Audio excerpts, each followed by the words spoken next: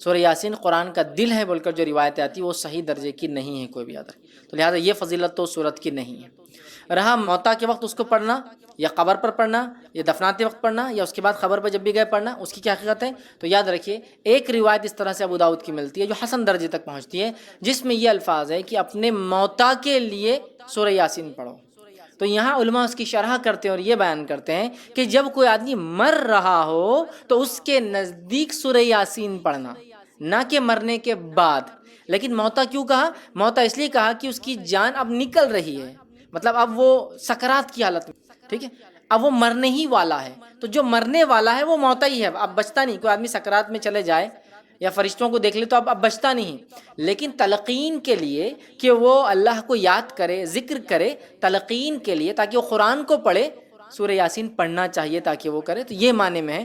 تو وہ جو ہے کہ اپنے موتا پہ جو ہے سورہ یاسین پڑھو، اس کا معنی ہے جو مر رہا ہو یا مرنے میں تکلیف ہو رہی ہو یا سکرات کا یا نزع کی حالت لمبی جا رہی ہو تو اس کے پاس پڑھنا چاہیے معنی ہے۔ لیکن اس کا ہرگز معنی یہ نہیں ہے کہ مرنے کے بعد دفناتے وقت یا قبر پہ دفنانے کے بعد یا جب بھی قبر پہ جایا جائے سورہ یاسین پڑھے، چونکہ حدیث میں نہ بولے موت، تو موت سے مراد یہاں جو مر رہا ہو، جانکنی میں ہو، سکرات ہو، تکلیف ہو موت کی، تو تب ایسے شخص کے بازو تاکہ وہ یاد کرے، سنے، دہرائے، پڑھے، اللہ کا ذکر کان میں جائے، اس کے لیے آپ سورۃ الیاسین وہاں پڑھ سکتے ہیں، ٹھیک ہے۔ تو بہرحال یہ تو اس کی ایک فضیلت میں کہوں گا، یہ ایک بات ثابت ہے اس کے تعلق سے، لیکن باقی دیگر بہت سارے فضائل کہ اس کو جمعہ کے دن اتنے بار پڑھے تو یہ فضیلت، آدھی رات کو پڑھے تو اتنی فضیلت، 11 بار پڑھے، 21 بار، 40 بار، 40 دن، 21 دن، پتہ نہیں کیا کیا لوگوں نے مان لیے، یہ ثابت نہیں ہے۔ ہاں جو مر رہا ہے اس کے بعد آپ پڑھ سکتے ہیں، اور اسی طرح قرآن کی تلاوت میں تو یہ آتا ہی رہیں گا بہرحال، تو آپ تب پڑھ سکتے ہیں۔ اور اس سورہ یاسین میں بڑے اچھے واقعے یاد رکھیے، اور سورہ یاسین کے اندر اللہ رب العزت فرماتا ہے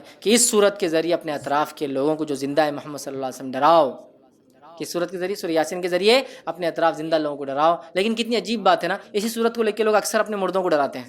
کیا کہا کہ اس سورت کے ذریعے، چونکہ تمہارے سے پہلے یہاں نبی نہیں آیا، اس قوم کے اندر ایک لمبا عرصہ گزر گیا، ان کے اندر کوئی ڈرانے والا نہیں ہے، تو اس سورت کے ذریعے اپنے اطراف کے زندوں کو ڈراؤ۔ اور ہم اس سورت کے ذریعے اپنے مردوں کو ڈراتے ہیں، خبروں میں پڑھتے ہیں، کبھی اس کا معنی، اس کا مفہوم نہیں جانتے کہ سورۃ الیاسین جس کے بارے میں پتہ نہیں کتنے فضائل لوگوں نے بنا لیے جو کہ ہے بھی نہیں، کم از کم مانتے ہو اتنے ہیں تو کم سے پڑھ کے تو دیکھو کیا کہتی ہے وہ سورت، کیا پیغام، کیا میسج، کیا سندیش لی ہوئی یہ صورت۔ بہرحال تو قرآن سے بڑا ہمارا عجیب حال ہے، بس فضائل کی حد تک موجود ہے، کبھی زندگیوں میں بیمار ہو جائے تو گھول کے کھانے پینے لٹکانے کے لیے موجود ہے، لڑائی ہو جائے تو قسم کھانے کے لیے لاؤ بیچ میں ہاتھ رکھتا قرآن پر قسم کھاتا اس کے لیے موجود ہے۔ لیکن میرے بھائیوں جو اس کا اصل فائدہ تھا وہ تھا کہ اس قرآن کی ہم ایمان لانے کے بعد تلاوت کریں، یہ کیا کہنا چاہتا ہے، چونکہ ہماری زبان عربی نہیں، اس کو سمجھیں، اس کے پیغام کو سمجھ کر دوسروں تک پہنچائے، زندگی میں اپنے عمل میں لائے اور دوسروں تک پہنچائے، اس کے حقوق ہے، کچھ رائٹس ہیں۔ قرآن جو کہ اللہ رب العزت کی طرف سے نازل کردہ کتاب ہے، اور ہم تمام لوگ اس پر جو ایمان لاتے ہیں کہ یہ کتاب اللہ کی جانب سے نازل ہوئی، اور ایمان کا یہ تقاضا بھی ہے کہ ہم اس پر ایمان لاتے ہیں، اس کے بعد اس کی تلاوت کرتے ہیں، اس کو پڑھتے ہیں، ایمان لانے کے بعد اس کو سمجھتے ہیں، ٹھیک ہے، اور اس کی باتوں پر عمل کرتے ہیں، اس کو دوسروں تک پہنچاتے ہیں، تو بہرحال اس کی کچھ حقوق بھی ہم پر عائد ہوتے ہیں۔ لیکن قرآن کے تعلق سے یاد رکھیے بہت ساری بار یہ بات دیکھی گئی ہے کہ لوگ قرآن کے تعلق سے، اس کے فضائل کے تعلق سے بہت ساری باتیں کہتے ہیں، لیکن بہت ساری مرتبہ وہ باتیں قرآن کے فضائل، فوائد، فائدوں، بینیفٹس کے تعلق سے بولتے ہیں جو سنت سے ثابت ہی نہیں ہے۔ مطلب قرآن کے اگر فضائل، اس کے فائدے اٹھانا ہے، یا تو قرآن بتائے کہ اس کے کیسے فائدے اٹھائے جائیں گے، یا تو سنت نبوی میں، مطلب نبی اکرم صلی اللہ علیہ وسلم حدیث میں بیان کریں کہ قرآن کے یہ فضائل ہیں۔ لیکن آج ہم دیکھتے ہیں ہمارے پاس قرآن کے تعلق سے اتنی لا علمی ہے، اس پر ایمان لانے کے بعد جو اس کے حقوق ہیں کہ اس کو پڑھا جائے، اس کو سمجھا جائے، اس پہ عمل کیا جائے، اس کو دوسروں تک پہنچایا جائے، یہ تمام چیزوں سے ہماری زندگی اللہ رحم کرے خالی نظر آتی ہے۔ مطلب ایمان لانے کی جہاں تک بات ہے، بلیف کی جہاں تک بات ہے، تو ہم دعویٰ کرتے ہیں قرآن پہ ہم ایمان لائیں، لیکن باقی حقوق ترک کر دیتے ہیں۔ اسی طرح قرآن کے فضائل بھی ہے، ظاہر سی بات ہے، یہ کتاب بہت سارے جو ہے فائدے اپنے ساتھ لاتی ہے، اس کی تلاوت کے کئی فائدے ہیں، اتنے سارے کی جو بتائے گئے وہ بھی ہوتے ہیں، جو نہیں بتائے گئے وہ بھی ہمیں انشاءاللہ ملتے ہیں، کچھ دنیا میں ملیں گے، کچھ آخرت میں ملیں گے۔ لیکن قرآن کے تعلق سے کچھ فضائل گھڑ دیے گئے ہیں، لوگوں نے بنا دیے ہیں، لوگوں نے بتا دیے ہیں، عجیب و غریب فضائل مختلف صورتوں کے تعلق سے، اور ایسے بھی کچھ فضائل ہیں جو ثابت ہی نہیں ہے، چلیے کچھ ثابت ہے اور اس کو بڑھا دیا لوگوں نے۔ مطلب ایک چیز ثابت ہے کہ قرآن کی یہ صورت کی یہ فضائل ہے، اب لوگ بڑھا چڑھا کر بتا رہے ہیں، تو یہ تو سمجھ میں آ رہا ہے کہ کچھ تو ہے لیکن اس میں لوگوں نے اضافہ کر دیا، ایڈ کر دیا۔ حالت یہ ہے کہ کچھ بھی نہیں ہے جہاں، وہاں بھی اتنے ایڈیشنز کہ عجیب و غریب باتیں کہ یہ سورت کو اتنی بار پڑھ لے تو یہ فائدہ، وہ سورت کو اتنی بار وہ کر لے تو اس کا یہ فائدہ، یہ کام اتنی بار کر لے یا یہ سورت یا آیت کو پڑھ لے تو فلاں فائدہ، جو کہ ثابت نہیں ہے۔ دیکھیے قرآن یقیناً مومنوں کے لیے شفا ہے، جیسے کہ اللہ رب العزت نے خود قرآن میں بیان کیا وَنُنَزِّلُ مِنَ الْقُرْآنِ مَا هُوَ شِفَاءٌ وَرَحْمَةٌ لِّلْمُؤْمِنِينَ، کہ ہم نے قرآن کو نازل کیا جس کے اندر شفا اور رحمت ہے مومنوں کے لیے۔ تو قرآن نے تو خود واضح کر دیا اس میں شفا بھی ہے اور رحمت بھی، لیکن وہ شفا کیسے حاصل کرے اور رحمت کیسے ملے یہ میں اور آپ تو نہیں طے کر سکتے نا، یہ تو جس نے نازل کیا، جس کا کلام ہے اللہ، وہ بتائے، یا جس پر نازل ہوا محمد رسول اللہ صلی اللہ علیہ وسلم وہ بتائے۔ لیکن ہمارے پاس اتنے فضائل مختلف صورتوں کے ہم نے خود ایجاد کر لی۔ اچھا یہ عجیب و غریب بات ہے، جس کے فضائل ثابت ہے وہ غائب ہے، جس کے ثابت نہیں ہے وہ ایسے دھڑلے سے چالو، اسی کو انتہا نہیں۔ اب کوئی یہ سوال کر سکتا ہے بھائی قرآن تو ہے نا، قرآنی آیت تو ہے نا، قرآن کی سورے ہے نا، تو کیا ہوا پڑھ لیے تو، کیا ہوا گنتی طے کر لیے تو، کیا ہوا فکس تعداد بنا لیے تو، کیا ہوا ایک دن فکس کر لیے تو؟ میرے بھائی ایک دوا جب ڈاکٹر لکھتا ہے تو وہی بتاتا ہے کہ اس کا استعمال کیسے کیا جائے، میں دوا ہی تو ہے نا، ہے طریقہ بھی بتا جائے۔ تو قرآن ہے یقیناً شفا ہے، رحمت ہے، برکت ہے، مغفرت ہے، دنیا اور آخرتی کامیابی ہے، لیکن یہ کامیابی کے لیے، یہ شفا، یہ رحمت، یہ برکت، یہ مغفرت کے لیے مجھے اور آپ کو اس کتاب کو ویسے ہی فالو کرنا پڑے گا جیسے بتایا گیا۔ خاص طور سے فضائل کے معاملے میں مسلمان بڑے کمزور نظر آتے ہیں۔ معنی یہ فضائل کے معاملے میں عمل سب سے زیادہ ہوتا ہے، کمزور کس معنی میں کہ گھڑ لیے گئے ہیں، خود ایجاد کر لیے ہیں، سیلف جو ہم نے بنا لیے ہے کہ بھائی یہ فائدہ ہے قرآن کا، فضائل مطلب فائدہ، تو اب یہ تو یا تو قرآن بتائے میرا یہ فائدہ، یہ تو حدیث۔ تو بہت ساری قرآنی صورتوں کو ہم لوگوں نے خود بنا لیا ہے کہ اس کے یہ فضائل ہیں، اس کے یہ فوائد ہیں، اس کے یہ بینیفٹس ہیں، اس کے یہ ثمرات ہیں۔ یاد رکھیے کسی بھی چیز کے فضائل کے لیے یہ ضروری ہے کہ وہ ہمارے دین اور شریعت کا حصہ ہو، ہمیں بتائے گئے ہو۔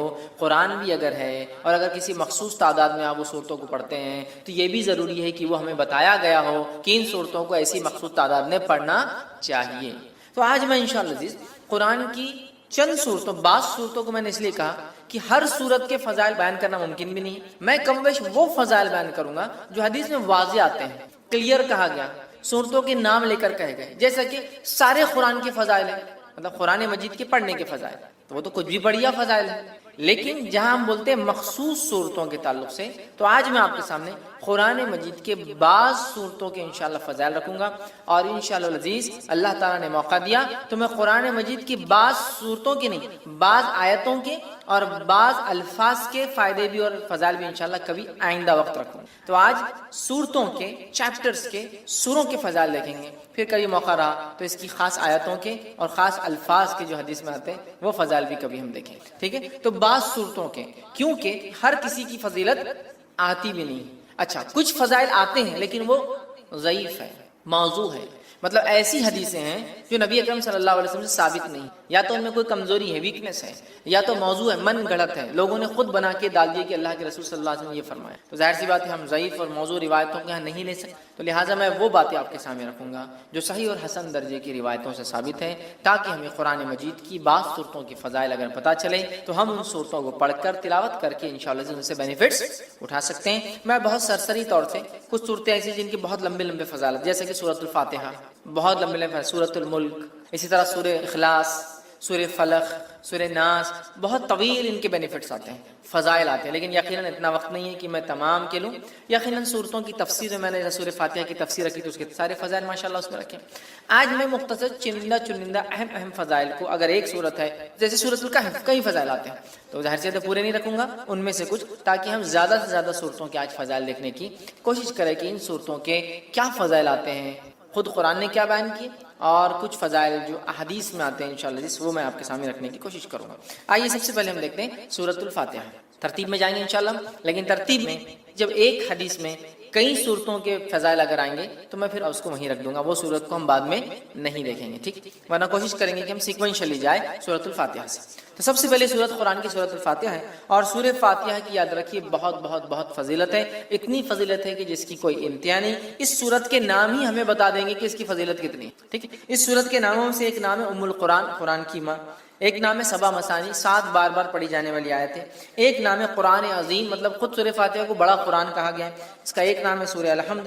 اسی طرح سورۃ الشکر، سورہ الدعاء، سورہ الشافیہ، سورہ الکافیہ، سورہ کنز، شفا والی، کافی ہو جانے والی، خزانہ، ٹھیک ہے، دعا، تعریف، الحمد، کئی نام اس کے آتے ہیں۔ ان کے نام ہی خود بتاتے ہیں اس سورت کے کتنے سارے فضائل۔ اور فاتحہ اس لیے کہا جاتا ہے کہ اس سے قرآن شروع ہوتا ہے۔ فاتحہ افتتاح سے لفظ آتا ہے، اس کا مطلب فتح مطلب کھلنا، اوپننگ، تو چونکہ قرآن اس سے کھلتا ہے اسی لیے اس کو سورہ فاتحہ کہا جاتا ہے، قرآن اس سے شروع ہوتا ہے۔ آئیے اس کے فضائل میں سے ایک فضیلت جو آتی ہے وہ یہ ہے، جامع ترمذی کی روایت ہے، جو حضرت ابی بن کعب رضی اللہ عنہ فرماتے اور کہتے ہیں رسول اللہ صلی اللہ علیہ وسلم فرمایا کہ اس ذات کی قسم جس کے ہاتھ میں میری جان ہے، سورۃ الفاتحہ جیسی سورت نہ تو توریت میں نازل کی گئی، نہ تو انجیل میں نازل کی گئی، نہ زبور میں نازل کی گئی۔ یہ 7 آیتیں ہیں جو بار بار پڑھی جاتی ہے، یہی قرآن عظیم ہے اور جو مجھے دیا گیا ہے۔ تو یہاں دیکھیے سورۃ الفاتحہ کی فضیلت میں جو آپ بیان کریں، ایک ایسی سورت ہے جو اس سے پہلے نہ توریت میں نازل ہوئی، نہ زبور میں نازل ہوئی، نہ انجیل میں نازل ہوئی، ٹھیک ہے، اور یہی سبا مسانی ہے۔ مطلب قرآن نے کہا نا وَلَقَدْ آتَيْنَاكَ سَبًّا مِّنَ الْمَثَانِي وَالْقُرْآنِ الْعَظِيمِ، اے نبی ہم نے آپ کو 7 بار بار پڑھی جانے والی آیتیں، سبًّا مِّنَ الْمَثَانِي وَالْقُرْآنِ الْعَظِيمِ، اور ایک بڑا قرآن دیا۔ جب پوچھا گیا یہ 7 بار بار پڑھی جانے والی آیتیں اور قرآن عظیم کیا ہے، تو کہا سورہ فاتحہ۔ سورہ فاتحہ قرآن کہا گیا، قرآن عظیم بڑا قرآن کہا گیا، اسے کتنے فضائل، تو کہا نہ اس سے پہلے یہ توریت میں نازل ہوئی، نہ زبور میں، نہ انجیل، کتنی بڑی فضیلت ہے۔ اور امت محمدیہ کو ہی صرف یہ سورت دی گئی ہے، اس سے پہلے نہیں دی گئی تھی۔ کتنے فضائل ہیں سورت کے، اس سے میں سمجھتا ہوں ہم اندازہ لگا سکتے ہیں۔ اسی طرح جو ہے تمام جسمانی جو ہے عوارض کے لیے سورہ فاتحہ پڑھ کر دم کرنا شفا کا باعث، تمام جسمانی کوئی تکلیف انسان کو ہو سورۃ الفاتحہ کو پڑھ کر دم کیا جا سکتا ہے۔ اس کے تعلق سے بخاری کی روایت ہے، ابو سعید خدری رضی اللہ عنہ فرماتے ہیں اور کہتے ہیں کہ ہم لوگ جو ہے سفر میں تھے اور ایک جگہ جو ہے پڑاؤ ڈالا تو ایک لڑکی آئی اور کہنے لگی اس قبیلے کے سردار کو بچھو نے جو ہے کاٹ لیا ہے، کیا آپ میں سے کوئی ہے جو اس کو جھاڑ پھونک کرے گا، بچھو کے زہر کو اتارے گا؟ پڑھنے سے، رقیہ کرنے سے، کسی چیز کو دم کرنے سے بچھو کا زہر کیسے اترتا ہے؟ کوئی آدمی سوچ سکتا نا؟ اور حدیث میں آتا ہے کہ بچھو کا زہر سورہ فاتحہ سے اتارا گیا، ٹھیک ہے، بہرحال میں حدیث رکھتا ہوں پھر اس کی تفصیلات سمجھاتا ہوں۔ تو کوئی ہے جو اس کا علاج کر دے، کوئی دم پھونک کرنے والا ہے، ایک آدمی جو ہے اس کے ساتھ جو ہے چل دیا، مطلب صحابہ میں سے ایک آدمی ان کے ساتھ جو چل دیا، حالانکہ اس نے کبھی نہیں اس کے بارے میں سنا تھا کہ یہ دم کرتا ہے، ٹھیک ہے۔ جب دم کرنے والا پلٹ کر واپس آیا تو اس سے پوچھا گیا کہ تم دم کرنا جانتے بھی ہو؟ دم سمجھتے ہیں؟ پڑھ کر ایسا پھونکنا کہ تھوڑا تھوک اڑے، دم، تو کیا تم جانتے بھی ہو دم کیا ہوتا ہے؟ تم نے کر کے آیا یا یوں ہی کہہ دیا کہ مجھے دم آتا ہے ویسے چلے گئے اٹھ کر؟ ٹھیک ہے، اس نے کہا نہیں، میں نے تو بس سورہ فاتحہ پڑھی اور پھونک مار دی، ٹھیک، سورہ فاتحہ پڑھی اور پھونک مار دی اور اس کو شفا ہو گئی۔ اب آپ کوئی سوچ سکتا آدمی کہ بچھو نے کاٹا، زہر ہے، اور آپ پھونکنے کی بات کر رہے ہیں، ٹھیک۔ تو آج جدید سائنس اس طرف بڑھ چکی ہے کہ لیکوڈز کے اندر خود کی سمجھنے کی صلاحیتیں ہوتی ہیں۔ معلوم، پانی کے تعلق سے ایک اسٹڈی آئی ہے کہ پانی پہ جب کچھ کلمات پڑھے جاتے ہیں تو پانی اپنے مالیکولز کو ریسٹرکچر کرتا ہے، مطلب اس کو جب کچھ پڑھا جاتا ہے، جیسے ایک آدمی بسم اللہ کہہ کر پڑھے گا تو پانی اپنے آپ کو ریسٹرکچر کرے گا، معلوم، وہ آپ کے انسٹرکشنز کو سمجھ سکتا ہے۔ اب یہ الگ بات ہے کہ ابھی یہ اب ایک سائنٹیفک، ابھی اس کے لیے فیکٹ ایک لمبا وقت ہے، بٹ ابھی ہم کو پتا چل رہا ہے جو سائنس آج کی بتا سکتی ہے، لکوڈز جو ہوتے ہیں ان میں اپنی انڈرسٹینڈنگ ہوتی ہے اور وہ ریسٹرکچر کر سکتے، ریڈیزائن کر سکتے اپنے آپ کو، سامنے والا کیا پڑھ رہا ہے۔ اگر اسی بات کو ہم ذہن میں رکھیں، جو آج ایک ابتدا ہے اس فیلڈ کی، ہو سکتا ہے آگے بہت ساری باتیں ہمارے سامنے آئے، یہ ابتدا ہے، تو ہمیں پتا چلتا ہے زہر بھی قسم کا لکوڈ ہے جو اندر جا رہا ہے۔ جب اللہ کے کلام پڑھ کے انسٹرکشنز مل رہے ہیں تو وہ ایکٹ کرتا ہے، اس پہ ریئیکٹ کرتا ہے، ریسٹرکچر کر سکتا ہے اپنے آپ، جو زہر ہے وہ شفا میں بھی تبدیل ہو سکتا ہے۔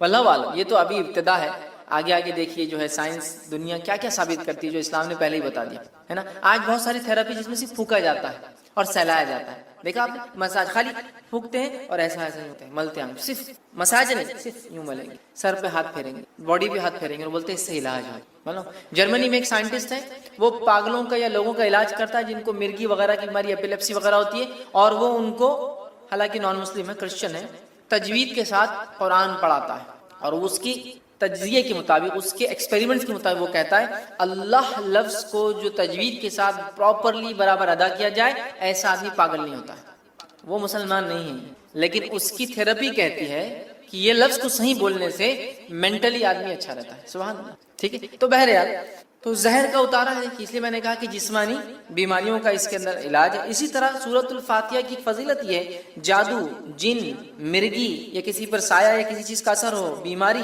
اگر کسی انسان کو ہو اور صبح اور شام جو ہے 3 مرتبہ سورہ فاتحہ پڑھ کر دم کی جائے تو اس کو شفا مل جاتی ہے۔ جادو، کوئی اثر، آصف جس کو کہتے ہیں، ٹھیک ہے، مرگی، ایپیلیپسی، اس جیسی کوئی بھی بیماری ہو انسان کو، اگر سورۃ الفاتحہ صبح اور شام 3 مرتبہ پڑھ کے دم کی جائے تو اس کو فائدہ ہوتا ہے۔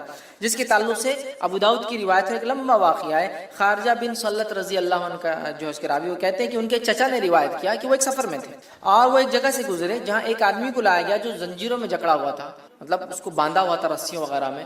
لوگوں نے کہا یہ پاگل ہے اور تم محمد صلی اللہ علیہ وسلم کے ساتھی ہو اور تم محمد صلی اللہ علیہ وسلم کے ساتھ رہے ہو، کچھ ایسا پڑھو کہ اس انسان کو شفا ہو جائے۔ صحابہ اس کو صبح اور شام 3 مرتبہ سورہ فاتحہ پڑھتے اور اس پر دم کرتے، تھک لگا تھوکتے کرتے، اور وہ کہتے تھوڑے دن یہ کیا اور اس کے بعد وہ آدمی ایسا فریش ہو گیا جیسے کہ غلام تھا، آزاد کر دیا، ایک دم اچھا ہو گیا، شفا یاب ہو گیا، ٹھیک ہے۔ اور جو ہے روایت بہرحال لمبی، اور بھی بہت ساری باتیں اس میں، ہم کو جو فضائل لینا تھا وہ یہ تھے کہ اس کے پڑھنے سے ذہنی بیماری، پاگل پن، مرگی، جن، سایہ، جو بھی بہرحال بولتے لوگ، نظر بد، سب کا علاج الحمدللہ اس صورت کے اندر، ٹھیک ہے۔ آئیے دوسرے سورۃ البقرہ۔ سورۃ البقرہ کی کیا فضیلت ہے، اس کے تعلق سے میں سمجھتا ہوں بہت زیادہ بتانے کی ضرورت نہیں، یہ بڑی مشہور و معروف سورت ہے، قرآن کی سب سے بڑی سورت ہے۔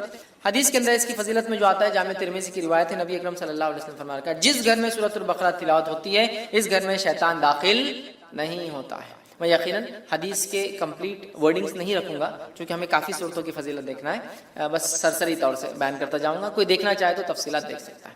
تو جامع ترمذی کی روایت ہے، نبی اکرم صلی اللہ علیہ وسلم نے فرمایا اور کہا کہ جس گھر میں سورۃ البقرہ پڑھی جاتی ہے اس گھر میں شیطان داخل نہیں ہوتا ہے، یاد رکھیے۔ اسی طرح سورۃ البقرہ کے تعلق سے صحیح مسلم کی روایت میں جو فضائل آتے ہیں وہ کیا سنی، سورۃ البقرہ کی تلاوت اور سماعت جادو کا بہتر علاج ہے، تلاوت اور سننا جادو کا علاج ہے۔ دوسرا، کوئی جادوگر سورۃ البقرہ پہ غالب نہیں آ سکتا۔ تیسرا فائدہ اسے پتہ چلا ہے، اس کی تلاوت کرنے سے گھر میں خیر و برکت آتی ہے۔ چوتھی فضیلت معلوم ہوتی ہے، اس کی تلاوت ترک کرنے سے گھر کی خیر و برکت سے انسان محروم ہو جاتا ہے، ٹھیک ہے۔ پانچواں فائدہ آتا ہے، قیامت کے روز سورہ بقرہ اپنے پڑھنے والوں کے لیے مغفرت کے لیے جھگڑا کرے گا۔ 5 فضائل آتے صحیح مسلم کی روایت میں، ٹھیک ہے۔ اور ابو امامہ باہلی رضی اللہ عنہ اس حدیث کے راوی ہے۔ حدیث کے اندر جو آتا ہے وہ یہ ہے، قرآن پڑھا کرو، وہ قیامت کے روز اپنے پڑھنے والوں کی سفارش کرے گا، خصوصاً 2 روشن صورتیں تلاوت کرو، سورۃ البقرہ، سورہ آل عمران، ٹھیک ہے۔ قیامت کے روز یہ اس طرح قطار میں آئیں گی جیسے بادل آتے ہوں، یا 2 سائبان، مطلب 2 سائبان ہیں یا پھر بادلوں کے جیسے ہی سایہ لے کر آئیں گے، ٹھیک ہے، یا جیسے قطار میں اڑنے والے پرندوں کی طرح یہ جو ہے آئیں گے اور اپنے پڑھنے والے کی طرف جھگڑا کریں گے۔ سورہ بقرہ اور سورہ آل عمران کی اللہ ان کی مغفرت کرو، ان کو معاف کر دو، تو جھگڑا کریں گے تو انہیں پڑھا کرو، ٹھیک ہے۔ ان کا پڑھنا باعث برکت ہے اور اس کا چھوڑنا باعث حسرت ہے، خیر و برکت چھین جاتی ہے اور جادوگر اس کا مقابلہ نہیں کر سکیں۔ 5 فضیلت ایک پورے قرآن کی بھی ہے، سورہ بقرہ اور سورہ آل عمران کا خاص نام لیا گیا، 2 نمبر اور 3 نمبر کا سورہ قرآن کا یہ، ٹھیک ہے۔ اسی طرح شیطان گھر میں داخل نہیں ہوتا ہے، جادو کا اثر ختم ہو جاتا ہے۔ اب اگر جادو ہو گیا ہے یا شیطان اندر آ گیا ہے تو بھاگ بھی جاتا ہے اس کے پڑھنے سے، مطلب ایک تو اندر نہیں آنے دینا، ایک تو جادو ہوگا تو علاج کرنا، اور ایک آگے تو ہکالنا، تینوں کام ہو سکتے ہیں سورہ بقرہ سے۔ سنیے حدیث کے اندر روایت ہے، حاکم کی روایت ہے، نبی اکرم صلی اللہ علیہ وسلم نے فرمایا اور کہا، ہر چیز کی ایک چوٹی ہوتی ہے، قرآن مجید کی چوٹی اور فضیلت اور عظمت کے اعتبار سے سورۃ البقرہ اس کی چوٹی ہے، پیک ہے اس کی، پینیکل ہے اس کا، ٹھیک ہے۔ جس گھر میں سورہ بقرہ پڑھی جاتی ہے شیطان سنتے ہی اس گھر سے بھاگ جاتا ہے، جس گھر میں سورۃ البقرہ پڑھی جاتی ہے شیطان سنتے ہی بھاگ جاتا ہے، ایول، برائی جتنی بھی ہے شیطان لاتا ہے نا، گھر سے بھاگ جاتی ہے، ٹھیک ہے۔ آئیے تیسرا سورہ، سورہ آل عمران۔ سورہ آل عمران کے تعلق سے آتا ہے، قیامت کے روز، جو ہم نے پیچھے جو روایت دیکھی اس روایت میں تفصیلات آ چکی تھی صحیح مسلم کی روایت کے اندر، جہاں نبی اکرم صلی اللہ علیہ وسلم نے فرمایا 2 قطار، یا تو پرندوں کی، یا تو 2 سائبان، درخت جو بڑے سائیدار ہوتے، یا تو بادلوں کے جیسی 2 صورتیں آئیں گی اور اپنے پڑھنے والے کی سفارش، بلکہ جھگڑا کریں گے ان کے لیے، نور ثابت ہوں گی ان کے لیے۔ اور روز قیامت جب کوئی سایہ نہ ہوگا تو 7 تو عرش میں ہے، اس کے علاوہ جن کو سایہ ملے گا ان میں سورۃ البقرہ اور سورہ آل عمران پڑھنے والے بھی، اور یہ 2 نور جیسے ثابت ہوں گے، ٹھیک ہے۔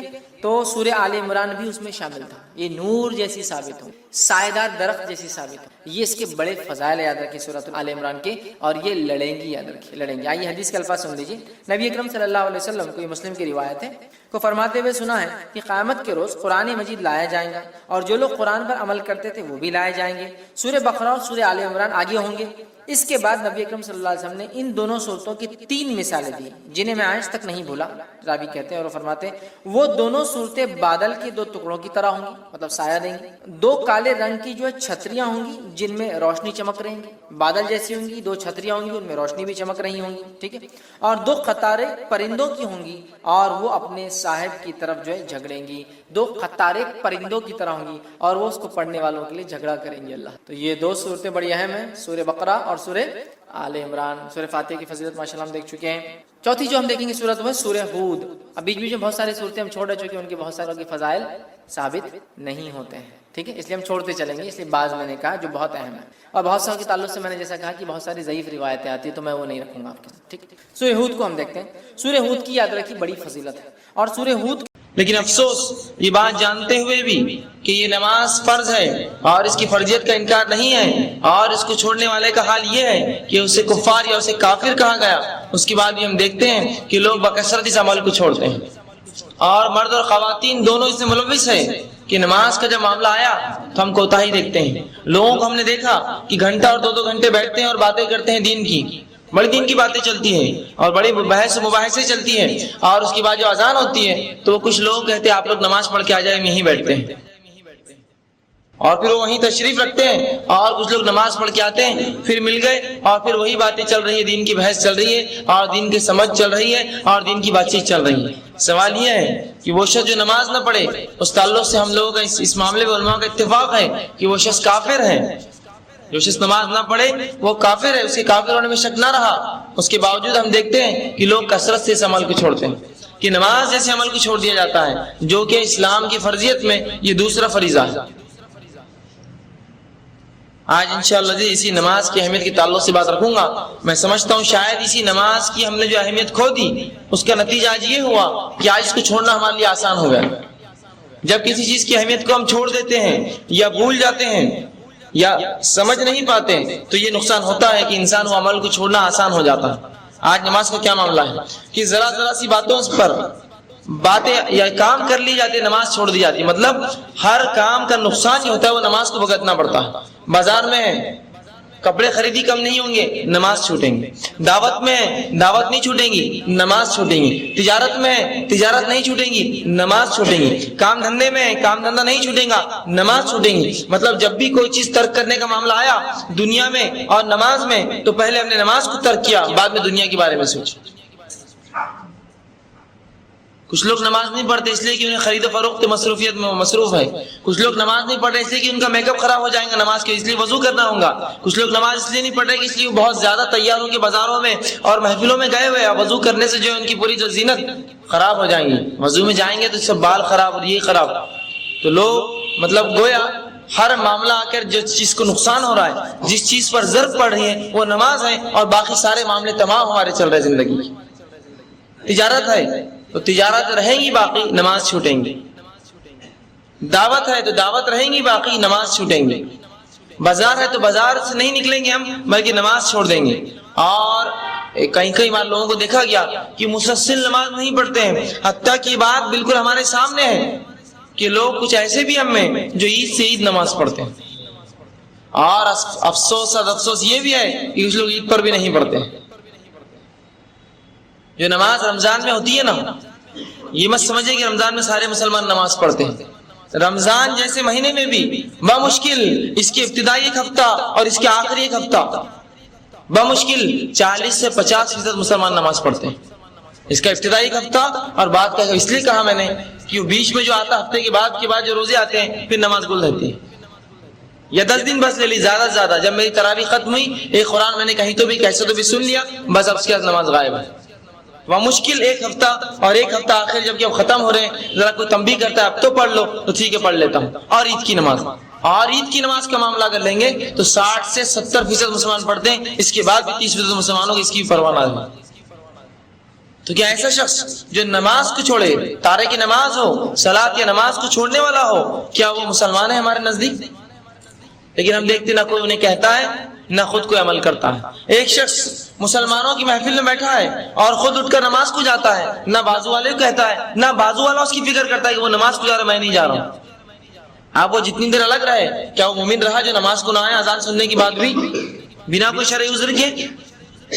لیکن حالات اسی طرح ہے. ایک بار یوں واقعہ ہوا، کہ کسی نے گھر میں کتاب لائی ہمارے پاس، گناہ کبیرہ کے تعلق سے ایک باب تھا اس میں۔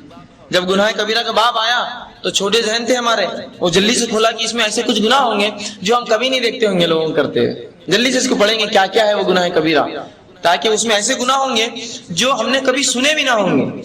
اور وہ کتاب اٹھائی، گناہ کبیرہ کا باب جلدی سے کھولا اور دیکھا تو سب سے پہلے لکھا نماز چھوڑنے والا۔ نماز چھوڑنا گناہ کبیرہ ہے؟ ایک چھوٹا ذہن بچے کا یہ تسلیم ہی نہیں کر رہا کہ گناہ کبیرہ نماز ہے، لیکن یہ تو کوئی بھی نہیں پڑھتا۔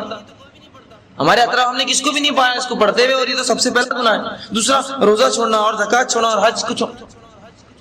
تو ایک ذہن جو چھوٹے بچے کا ہوتا ہے، ایک چیز عجیب لگی کہ یہ چیزیں تو ایسی ہے جو گناہ کبیرہ نہیں، ہم سمجھتے تھے عام بات ہے۔ گناہ کبیرہ تو وہ گناہ ہوں گے جو ہم نے کبھی دیکھے نہیں ہوں گے، جو کبھی سوچے نہیں ہوں گے، جو ہمارے سمجھ میں نہ آئیں گے، جو ہم نے کبھی جو ہے تصور بھی نہیں کیا کبھی پائیں گے۔ لیکن جب وہ کھولا کتاب تو پتہ چلا نماز، اور کتنا عام ہے یہ۔ آج ہر شخص دوسرے پہ الزام نہ لگاتے ہوئے، دوسرے کی طرف انگلی نہ کرتے ہوئے اپنے گریبان میں جھانکے۔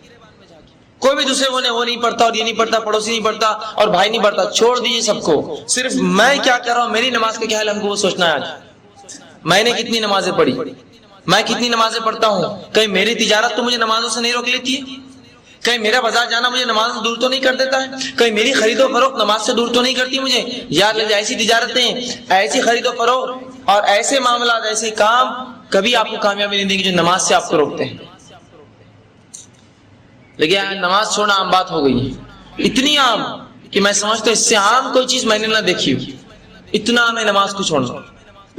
اور یاد رکھیے گناہ کبیرہ ہے، اس کا گناہ کیا ہے اور اس کے فائدے کیا ہے، چونکہ آج اہمیت ہی ہے، میرا درس کا عنوان نماز کی اہمیت، میں دونوں ہی باتیں رکھوں گا تاکہ اس کی اہمیت بھی سمجھ میں آئے اور جو سخت سزائیں اس کی ہے اس سے ایک بات ہمیں سمجھ میں آئے کہ اس کا چھوڑنا کتنا بڑا گناہ ہے اور اس کی اہمیت آج ہم سمجھ سکتے ہیں۔